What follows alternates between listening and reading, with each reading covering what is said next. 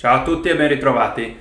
Dopo aver parlato nello scorso video di scala maggiore e di come affrontare lo studio delle diteggiature sulla chitarra, oggi vorrei trattare un po' l'argomento dell'armonia. In particolare vorrei prendere in considerazione i tre accordi principali che sono individuati dalla cosiddetta teoria funzionale e che nel caso della scala maggiore sono gli accordi maggiori costruiti sul primo, sul quarto e sul quinto grado e che prendono il nome di tonica, sottodominante e dominante. Per comodità, se facciamo l'esempio di Do maggiore, questi tre accordi saranno Do maggiore, Fa maggiore e Sol maggiore, che probabilmente sulla chitarra, dovendoli suonare tutti, come prima cosa andremo su queste diteggiature. In realtà, pur se sulla chitarra sono piuttosto semplici, sono già delle forme complesse di questi accordi, nel senso che per formare per esempio l'accordo di Do maggiore abbiamo semplicemente bisogno di Do, Mi e Sol, di tre note, mentre su questa diteggiatura abbiamo la ripetizione del Do e del Mi, in totale 5 note.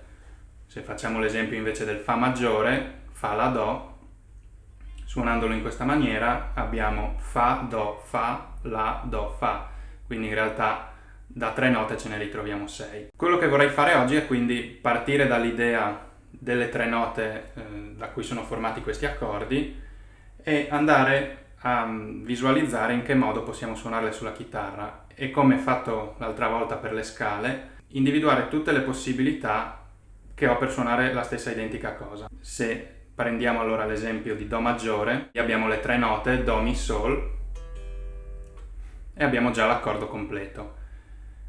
Rimanendo in questa posizione vado a cercare il Fa maggiore avendo come principio fondamentale quello di spostarmi il meno possibile. Quindi per esempio il Do è comune a tutti e due gli accordi, quindi lo mantengo in questa posizione, terzo tasto, quinta corda. La terza dell'accordo di Do maggiore, cioè il Mi, lo sposto semplicemente un tasto in avanti, arrivando al Fa, e il Sol di Do maggiore, la quinta, la sposto di un tono sul secondo tasto della terza corda ad arrivare al La. Quindi in questo modo avrò l'accordo di Fa maggiore costruito come Do, Fa e La, quindi un secondo rivolto. Da qui, per passare al Sol maggiore, mantengo sempre l'idea di utilizzare queste tre corde, quindi la terza, la quarta e la quinta. Rispetto al Fa maggiore non ci sono note in comune, come prima cercherò di spostarmi il meno possibile. Quindi da questa diteggiatura, questa posizione che avevo trovato, il Sol più vicino è questo qua. Si, Re, Sol. Quindi in questo caso un primo rivolto. Da qui semplicemente ripeto il Do maggiore nella forma iniziale e ottengo così una successione primo, quarto, quinto, primo, che è quella che viene definita cadenza. Una volta individuata questa successione di accordi, posso ritrovarla esattamente identica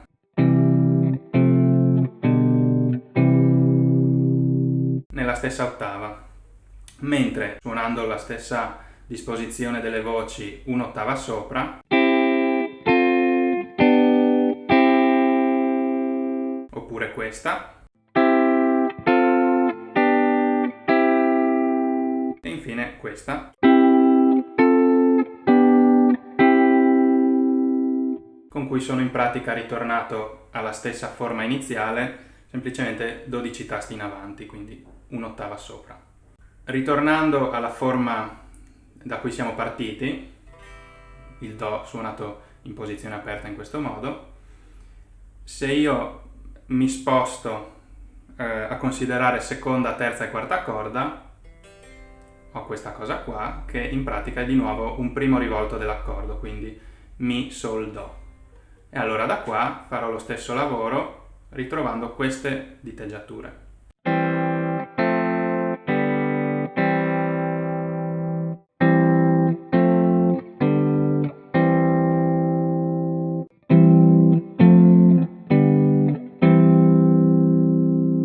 E come prima un'ottava sopra,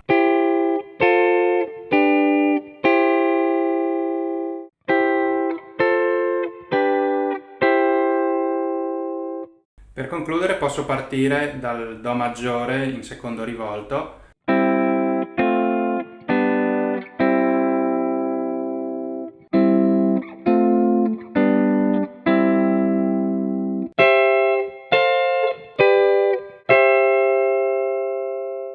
questo modo si potrebbe dire che ho individuato uno schema di visualizzazione obliquo per il manico, nel senso che questo Do che posso suonare sulla seconda corda al primo tasto, passo a considerarlo sul quinto tasto terza corda, dopodiché sul decimo tasto quarta corda e eventualmente anche sul quindicesimo tasto della quinta. Si tratta esattamente dello stesso Do alla stessa ottava, quindi attorno a questa nota vado a ricostruire le stesse forme. Un altro modo quindi potrebbe essere in verticale.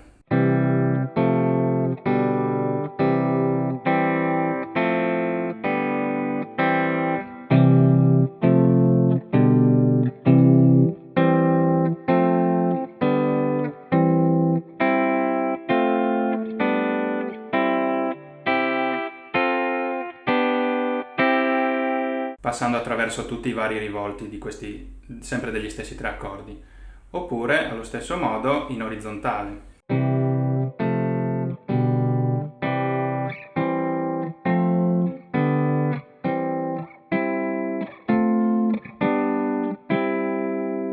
L'obiettivo di tutto questo è un po' quello di riuscire meglio a visualizzare il manico della chitarra, che è uno strumento che, diciamo, ha questa difficoltà che da una parte è anche un vantaggio, cioè quello di poter trovare la stessa nota in più punti e quindi le stesse cose possiamo ricavarle in molte zone diverse del manico. A questo punto dunque non vi resta altro che sperimentare e noi ci vediamo alla prossima.